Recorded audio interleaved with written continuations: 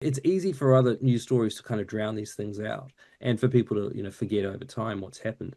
But there's a very clear kind of development occurring here. I've noticed, and it's not just my algorithm serving me these stories up, but I've noticed quite an increase in the number of stories that journalists are actually now telling about interference by China in liberal democracies around the world.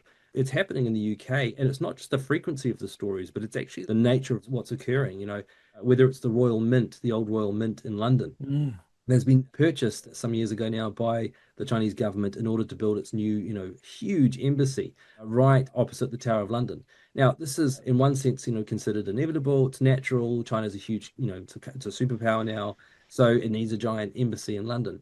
The problem is, of course, that there are a whole lot of concerns. There are rooms that they haven't actually explained down in the basement that they haven't kind of assigned any purpose to.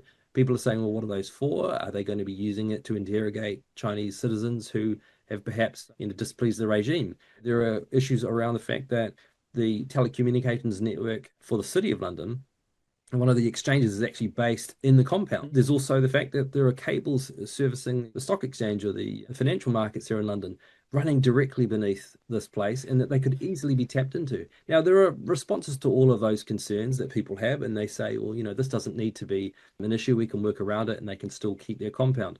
But this type of thing is beginning to become more prominent, not simply in the news because, it sounds sensational, but because there are really genuine fears from dissidents, from politicians in liberal democracies who are having to deal more and more now with a very bolshy and much more aggressive China on the world stage.